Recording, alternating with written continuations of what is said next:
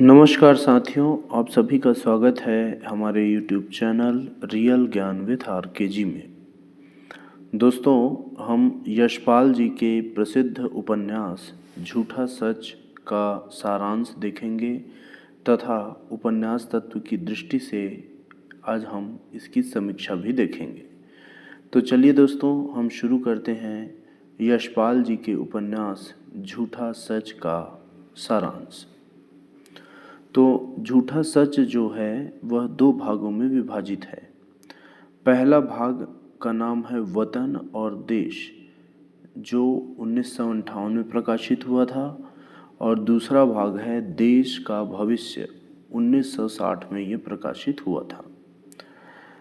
झूठा सच उपन्यास जो है दोस्तों, यह भारत के 1947 के विभाजन के समय हुई भीषण त्रासदियों, सांप्रदायिक दंगों, लूट, मारपीट और सामाजिक अव्यवस्था का विस्तृत और यथार्थ चित्रण करता है।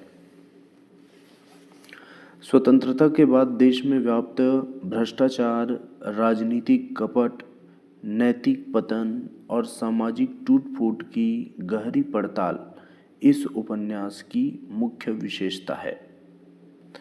कथानक के केंद्र में हम देखते हैं कि एक जयदेव पुरी नाम का पात्र है और उसकी बहन है तारा, जो आधुनिक सोच रखने वाली है। तो जयदेव पुरी और उसकी बहन है तारा, वे आधुनिक सोच रखने वाली पात्र हैं। तारा जो है, जयदेव मध्य वर्ग का प्रतिनिधि है, जबकि तारा का चरित्र स्वतंत्र एवं प्रगतिशील नारी की आवाज बनता है। अन्य प्रमुख पात्रों में कनक, गिल, डॉक्टर नैयर, असद आदि शामिल हैं।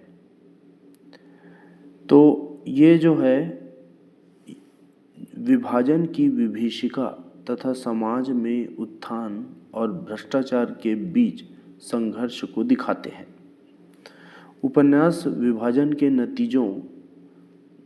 के नतीजे क्या हुए? भारत और पाकिस्तान अलग अलग हो गए, है ना।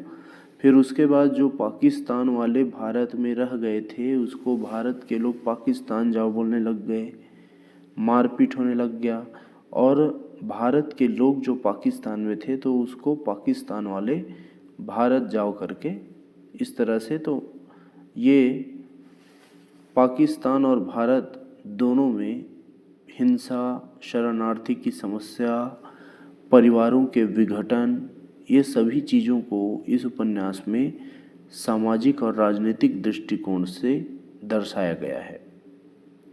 यशपाल ने कांग्रेस नेतृत्व और गांधी जी की नीतियों की आलोचना किया है यहाँ पे, ठीक है।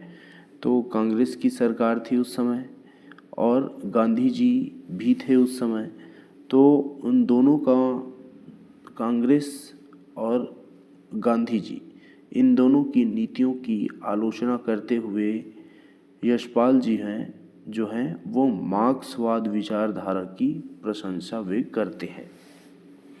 तो उपन्यास में सामाजिक जाति विरोध, महिलाओं की स्वतंत्रता, राजनीतिक भ्रष्टाचार और जनसाधारण की पीड़ा का सजीव चित्रण मिलता है। झूठा सच की खासियत इसकी ऐतिहासिक घटनाओं के बीच मानवीय मनोविज्ञान और व्यवहार की गहन समझ है, जो पात्रों के जीवन संघर्षों में प्रकट होती है। यह उपन्यास केवल इतिहास का दस्तावेज नहीं है, बल्कि उस युग की सांस्कृतिक, सामाजिक और राजनैतिक विसंगतियों का आलोचनात्मक विवेचन भी है। तो उपन्यास का अंतिम संदेश क्या है?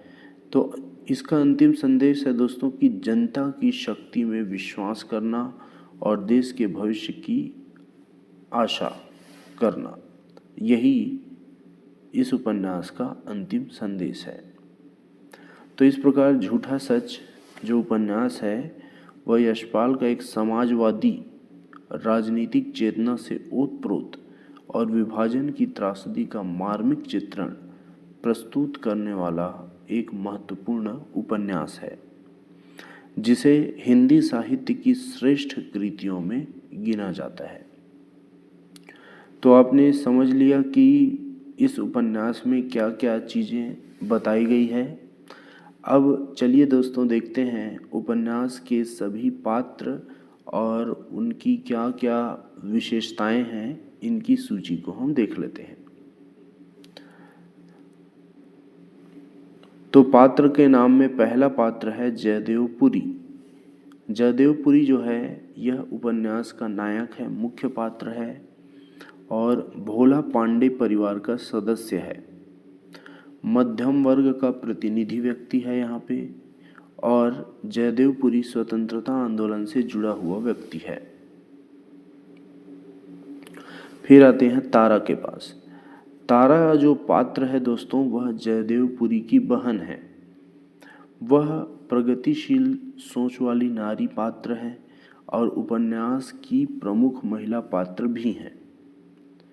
और तारा जो है विभाजन के दौरान दंगों की पीड़िता रहती है।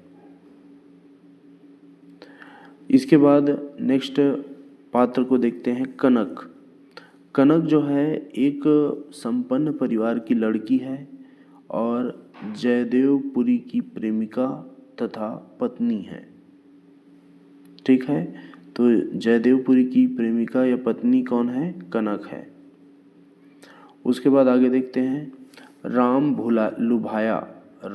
लुभाया ये आर्य समाजी परिवार का मुखिया है और तारा और जयदेव के पिता हैं।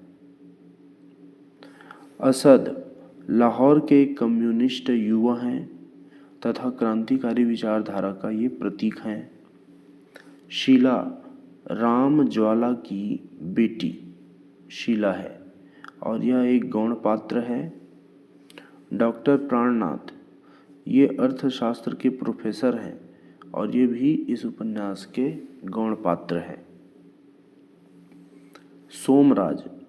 सोमराज एक आवारा युवक है जिसका तारा के साथ विवाह किया जाता है और घर में तारा के साथ यह खराब व्यवहार करता है। पंडित गिरधारी लाल जो है ये नया हिंद पब्लिक इसके मालिक हैं और मीडिया से जुड़ा हुआ पात्र है। ठीक है, नया हिंद पब्लिक एक समाचार पत्र है। महेंद्र नैयर यह जो है वकील हैं, सामाजिक राजनीतिक मामलों में सक्रिय आदमी है। करमचंद कशिश जो है दोस्तों वह पत्रिका पैरोकार का प्रमुख संचालक है और एक सामाजिक कार्यकर्ता है। फिर आगे देखते हैं रतन जो है ये शीला का प्रेमी है और एक नौजवान पात्र है। गौस मोहम्मद जो दोस्तों वह प्रकाशक है और एक गौण पात्र है।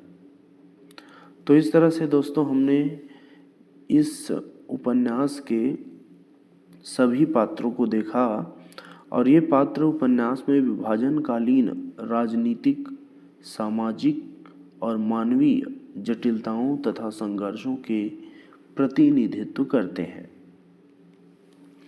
प्रत्येक पात्र की अपनी विशेष सामाजिक और राजनीतिक भूमिका है जो उपन्यास के व्यापक कथानक को पुष्ट करती है।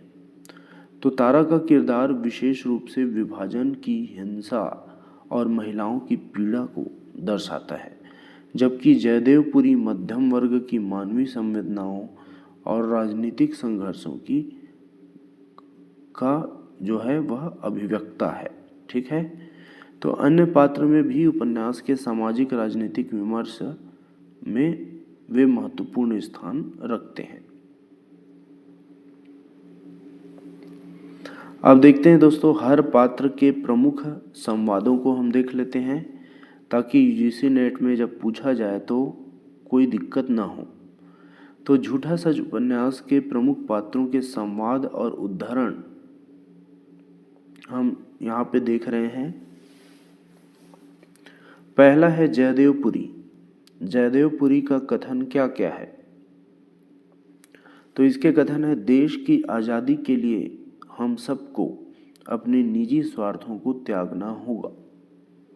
तो ये जयदेवपुरी का कथन है। फिर जयदेव का संवाद स्वतंत्रता संग्राम और सामाजिक सामंजस्य का प्रतिनिधित्व करता है। ठीक, तो जयदेव की जो हर बात है दोस्तों इस उपन्यास में, वे स्वतंत्रता संग्राम से संबंधित व्यक्ति हैं और सामाजिक सामंजस्य को बनाए रखना भी चाहते हैं। ठीक है, तो ये दो चीज देखने को मिलता है इसके कथनों से। अब हम देखते हैं तारा को। तो तारा का कथन है, महिलाओं को भी समान अधिकार मिलना चाहिए, वे स्वतंत्र और सशक्त हों। तो तारा के संवाद जो है नारी स्वतंत्रता और प्रगतिशील सोच का प्रदर्शन करता है। फिर कनक जो है वह हमारे इस नए देश में विश्वास और एकता की नींव रखनी होगी।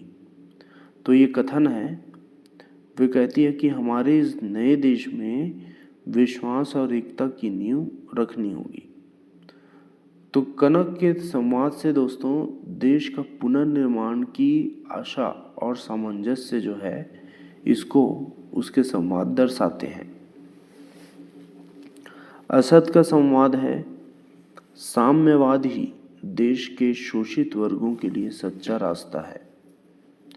तो असद के संवाद समाजवादी विचारधारा को व्यक्त करते हैं। फिर पांचवा देखते हैं, राम लुभाया बोलते हैं, परंपराओं को बनाए रखना जरूरी है लेकिन बदलाव भी आवश्यक है। तो राम लुभाया के संवाद में सामाजिक और धार्मिक दायित्वों का संतुलन यहाँ पे दर्शाया गया है। उसके बाद देखते हैं सोमराज के व्यक्तित्व को। तो सोमराज जो है दोस्तों उसका कहना है कि मैं अपनी इच्छा अनुसार जीना चाहता हूँ, मेरे भी अधिकार हैं। तो सोमराज के संवाद युवा वर्ग की स्वतंत्रता एवं आत्मनिर्भरता के पक्ष में है। तो यह उल्लेखनीय है कि उपन्यास के संवाद पात्रों की मानसिक, सामाजिक परिवेश और राजनीतिक विचारधारा को पारदर्शी रूप से व्यक्त करते हैं, जिनका प्रभाव कथा के प्रकटीकरण में भी गहरा होता है। तो उपन्यास का समग्र संवाद स्वर राजनीतिक संघर्षों की अभिव्यक्ति करता है।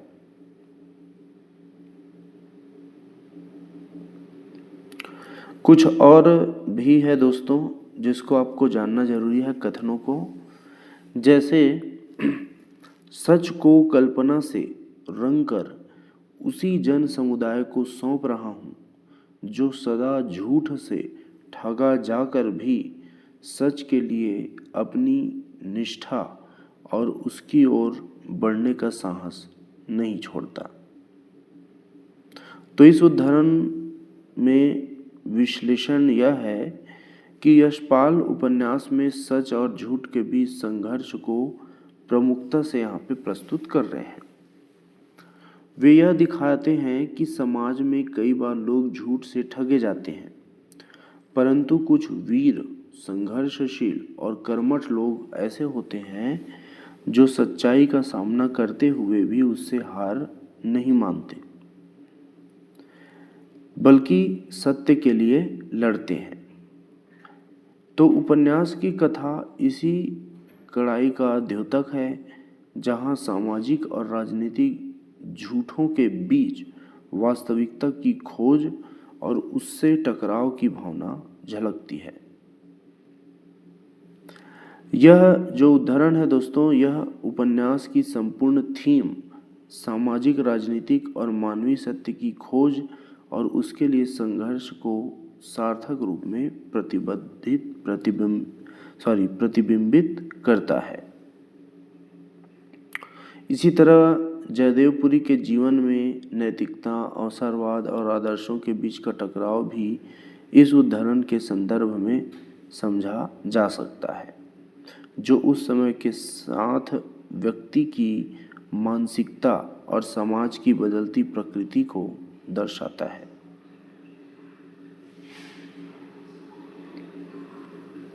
तो इस तरह से हमने देख लिया।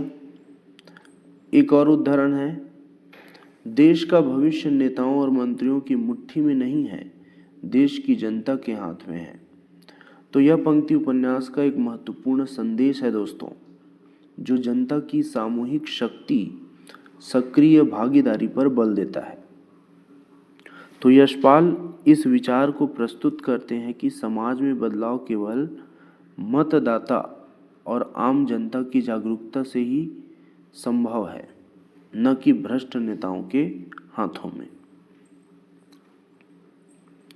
एक अन्य उदाहरण है, योजनाओं से कुछ नहीं बनता, जनता का अरबों रुपये करोड़पतियों और अधिकारियों की जेब में चला जाता है।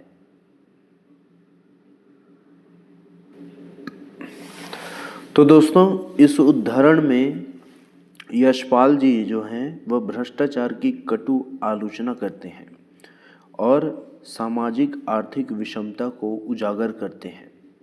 यह सत्ता और वर्ग भेद की समस्या को लेकर उपन्यास की समाजवादी विचारधारा को स्पष्ट करता है। तारा यहाँ पे कहती है कि महिलाओं को भी सम्मान मिलना चाहिए, वे स्वतंत्र और सशक्त हो। तो इसको हमने देख लिया है दोस्तों। आगे बढ़ते हैं। तो यहाँ पे नारी मुक्ति और सामाजिक समानता की बात तारा के द्वारा कही गई है उपन्यास के माध्यम से। तो इस तरह से हमने उपन्यास के जितने भी मुख्य बातें हैं, उदाहरण हैं, उसको देख लिया। अब उपन्यास के उद्देश्य और महत्व को हम जान लेते हैं। तो उद्देश्य क्या था? यशपाल जी के इस उपन्यास झूठा सच का उद्देश्य क्या है? तो झूठा सच उपन्यास का मुख्य उद्देश्य भारत के विभाजन के कारण क्या क्या थे, विभाजन के बाद उत्पन्न परिस्थितियों और स्वतंत्रता के पश्चात देश की राजनीतिक तथा सामाजिक बुराइयों को उजागर करना है। यशपाल ने इस उपन्यास के माध्यम से विभाजन की त्रासदी, सांप्रदायिक दंगों, शरणार्थी समस्या, भ्रष्टाचार और सामाजिक अन्याय का यथार्थ चित्रण किया है। उपन्यास जो है यह समाजवादी और मार्क्सवादी दृष्टिकोण से लिखा गया है, जिसमें कांग्रेस नेताओं और उनकी नीतियों की आलोचना के साथ कम्युनिस्ट और गतिशील विचारधारा की प्रशंसा की गई है। तो यशपाल ने आम जनता की शक्ति पर भरोसा जताते हुए कहा है कि देश का भविष्य नेताओं के हाथ में नहीं बल्कि जनता के हाथ में है। तो यह जो उपन्यास है दोस्तों, यह समाज में प्रचारित झूठ और उसके मुकाबले वास्तविक सच्चाई को सामने लाने का प्रयास करता है और समाजवादी समाज के निर्माण का संदेश देता है। महत्व की बात करें दोस्तों, तो इस उपन्यास का बहुत ही गहन महत्व है। कैसे है?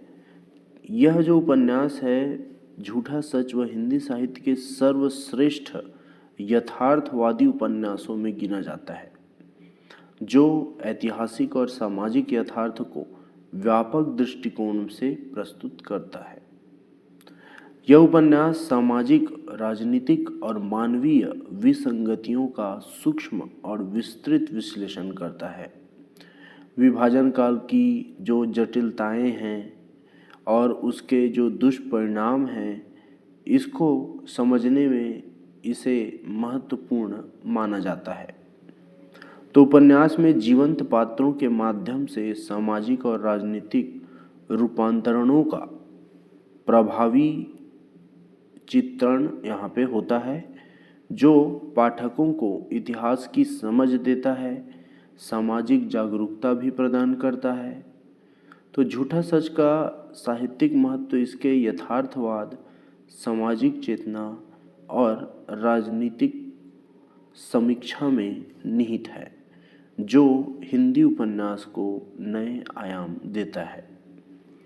तो संक्षेप में हम यह कह सकते हैं दोस्तों कि यह उपन्यास विभाजन की दुखद कथा को सुनाता है, सामाजिक अन्याय की निंदा करता है और समाज सुधार एवं प्रगति का प्रेरक संदेश ये भी देता है। ठीक, तो ये हो गया उद्देश्य और महत्व। अब हम देख लेते हैं उपन्यास का युग, प्रवृत्ति और रचनात्मकता, बहुत ही इम्पोर्टेंट है।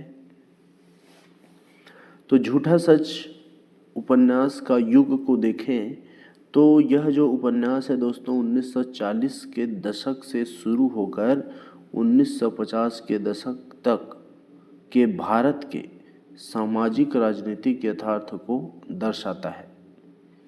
यह जो उपन्यास है वह भारत के विभाजन 1947 के समय और उसके बाद के प्रभावों जैसे सांप्रदायिक दंगों, विस्थापन, राजनीतिक भ्रष्टाचार और सामाजिक अन्याय की गहरी पड़ताल करता है। उपन्यास का पहला भाग वतन और देश 1958 में छपा, स्वतंत्रता पूर्व की, और यह जो है स्वतंत्रता के पहले के दंगों और विभाजन की पृष्ठभूमि को प्रस्तुत करता है। जबकि दूसरा भाग देश का भविष्य 1960 स्वतंत्रता के बाद के विकृत राजनैतिक तथा सामाजिक चरित्रों को उजागर करता है। तो यह उपन्यास उस समय के जागरूक और परिवर्तनशील युग का सजीव दर्पण है। आगे प्रवृत्ति की ओर अगर ध्यान दें तो इस उपन्यास में की जो प्रवृत्ति है दोस्तों वह समाजवादी प्रवृत्ति है, ध्यान रखेंगे। तो यशपाल ने सामाजिक यथार्थ को सजीव गंभीर ढंग से प्रस्तुत किया है और देश के विभाजन तथा राजनीतिक व्यवस्था के दोषों का निष्पक्ष आलोचनात्मक विवेचन किया गया है। तो उपन्यास में दक्षिणपंथी, प्रगतिशील, मार्क्सवादी विचारों का मिश्रण दिखता है, विशेषकर वर्ग संघर्ष में, सामाजिक विषमताओं में और शोषित जनता के उत्थान की बात कही गई है इसमें। तो यह उपन्यास केवल राजनीतिक घटनाओं का वर्णन नहीं करता बल्कि मानवीय मनोविज्ञान, नैतिक द्वंद्व और सामाजिक संरचनाओं का भी गहन विश्लेषण करता है। रचनात्मकता की बात करें दोस्तों तो यह जो उपन्यास है झूठा सच, यह एक इसमें विशाल कथा है और बहुत ही विस्तार पूर्वक कथा यहाँ पे कहा गया है। पात्रों की जीवन को मनोवैज्ञानिकता पूर्ण यहाँ पे दर्शाया गया है और समाज राजनीति के विविध पहलुओं का समन्वयात्मक चित्रण में दिखाई देती है। तो उपन्यास महाकाव्यात्मक पैमाने पर लिखा गया है जिसमें ऐतिहासिक तथ्यों को कल्पना से जोड़कर चरित्रों का सजीव निर्माण किया गया है। उनकी शैली में यथार्थवाद, संवाद की प्रकृति, वर्णनात्मक दक्षता और राजनीतिक वैचारिक विमर्श का समन्वय पाया जाता है जो हिंदी उपन्यास साहित्य को नई दिशा देता है। तो इस उपन्यास में यशपाल जी ने सामाजिक न्याय, मानवीय मूल्यों और राजनीतिक जागरूकता को केंद्र में रखते हुए साहित्य की सामाजिक भूमिका को सशक्त रूप से स्थापित किया है। यह उपन्यास हिंदी साहित्य के यथार्थवादी काल का महत्वपूर्ण स्तंभ है दोस्तों, जो राष्ट्रीय इतिहास, सामाजिक धारा और राजनीतिक चेतना के संवेदनशील विश्लेषण से समृद्ध है। तो तात्कालिक और ऐतिहासिक महत्व क्या है, तो आप इसके महत्व को जान गए हैं। तो इसका तात्कालिक महत्व यह था दोस्तों कि ये भारत के विभाजन के समय जो ताज़ा थी याद उसको दिखाता है। अब क्या क्या चीज़ें देश के विभाजन में कैसे घायल हुए लोग, शरणार्थी लोगों को क्या किया गया बचाने के लिए, राजनीतिक अस्थिरता से जूझ रहा जो अपना देश है वो कैसे चला। तो यशपाल ने उस समय की सामाजिक राजनीतिक परिदृश्य की सच्चाई को बेबाकी से उजागर किया और उपन्यास ने तत्कालीन भ्रष्टाचार, नेताओं की स्वार्थपरता, सामाजिक विसंगतियों और सांप्रदायिकता की चोटों को दर्शाकर समाज में सचेतना पैदा किया है। तो यह उपन्यास आम लोगों की पीड़ा, उनके संघर्ष तथा राजनीतिक विडंबनाओं को समझने और सुधार की आवश्यकता पर केंद्रित था।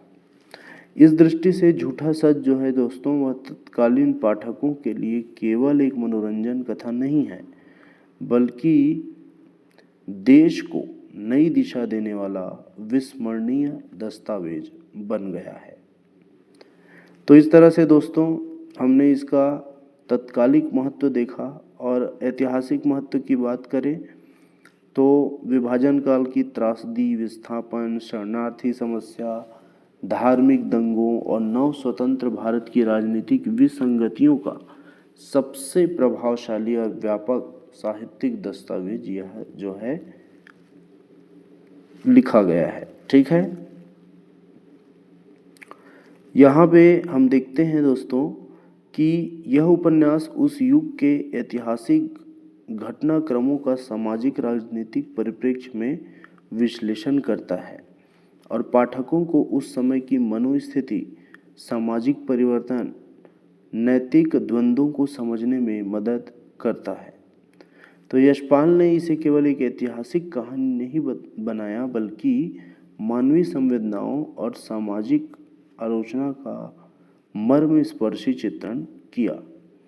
भारतीय हिंदी साहित्य में यह उपन्यास विभाजन पर लिखा गया सर्वश्रेष्ठ यथार्थवादी उपन्यास माना जाता है, जो अपने समय के ऐतिहासिक प्रतिबंध बनने के साथ साथ भविष्य की सामाजिक चेतना को भी प्रभावित करता है।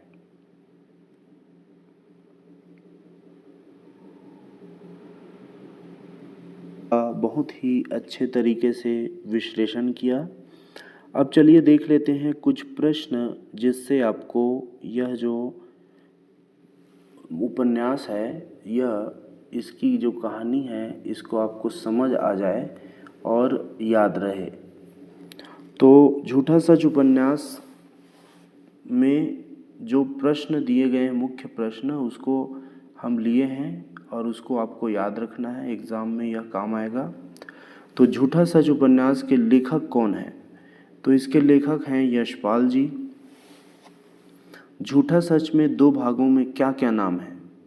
पहला भाग का नाम है दोस्तों वतन और देश, 1958 में प्रकाशित हुआ, और दूसरा भाग है देश का भविष्य, जो कि 1960 में प्रकाशित हुआ।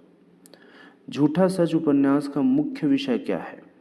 तो झूठा सच उपन्यास का मुख्य विषय है भारत विभाजन की त्रासदी और सांप्रदायिक दंगों की भयावहता।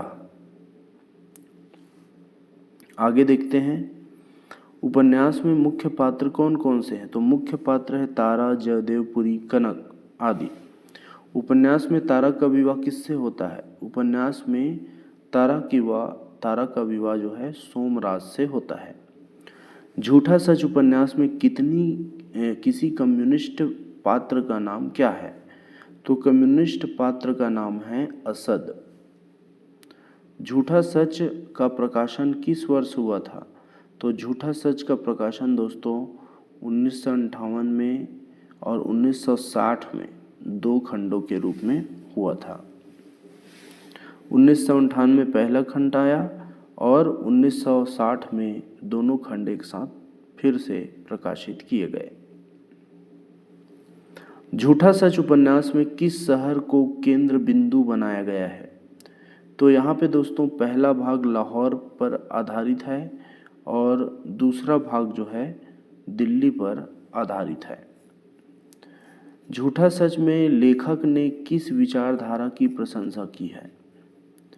तो लेखक ने यहाँ पे समाजवादी और मार्क्सवादी विचारधारा की प्रशंसा की है। उपन्यास में कौन सा पात्र गांधीवादी विचारधारा से जुड़ा हुआ है? तो जो कनक है दोस्तों, वह गांधीवादी विचारधारा से जुड़ा रहता है। फिर कुछ चीज़ें और हैं, कुछ प्रश्न, जैसे झूठा सच उपन्यास में घरेलू जीवन के किस सामाजिक पहलू का चित्रण है? तो इसमें पंजाबी समाज की पारिवारिक प्रथा और घरेलू जीवन का यथार्थ चित्रण है। उपन्यास में तारा का पद क्या है?